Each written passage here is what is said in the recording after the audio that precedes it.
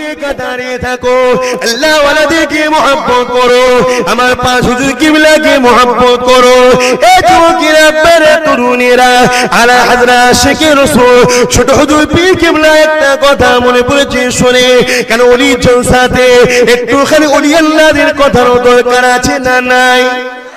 এ যুবকেরা আপনারা হারওয়াল আইনেতে হাবরার আইনেতে এমন করে আমার পীর আশিক রাসূল ফানা বিল্লাহ শেরে আলী সুলতান ওয়াইজি শেরে খোদা শেরে আলী হযরত জুলফিকার সিদ্দিক আল কুরাইশি হুজুর আমার জলসা করতে যেতেছে, হুজুর আমার এমন করে গাড়িতে একটু ঘুমিয়ে পড়লে, যে ঘুমিয়ে পড়েছে ড্রাইভার গাড়ি চালিয়ে যাচ্ছে, এমন সময় একটা ছোট্ট বাচ্চা রাস্তাকে পার হতে গেছে, যে পার হতে গেছে ড্রাইভার কন্ট্রোল করতে না পেরে ওই বাচ্চাটাকে আঘাত লেগে যায়, বাচ্চাটা রাস্তার উপরে পড়ে যায়, ড্রাইভার দুদিকে চাকা মধ্যখানে বাচ্চাটা, ড্রাইভার গাড়িটা পার করে চলে যায়, জলসায় কি চুপ করে রয়েছে, সুনামে কিছুই তো জানে না।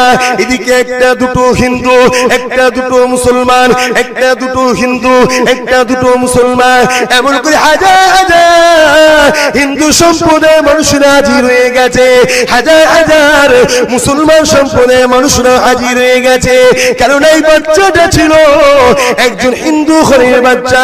এ যুবকেরা আপনারা তরুণেরা এমন সময় কথা কাটাকাটি শুরু হয়ে গেছে, লাশকে কেউ তুলছে না, যতক্ষণ পর্যন্ত না জুলফিকারকে অ্যারেস্ট করা হবে ততক্ষণ পর্যন্ত লাশ তোলা হবে না। মুরিদরা বলতে লেগেছে, আমাদের পীরকে ধরলে আমরা জান দিয়ে দেবো, আমার পীরে কিছু দিয়ে দেব না। এটা ছিল পীরের উপরে মুরিদদের মহব্বত। আর হিন্দু সম্প্রদায়ের মানুষেরা তারা যেটা দাবি করছে ওটাও ন্যায্য দাবি করছে।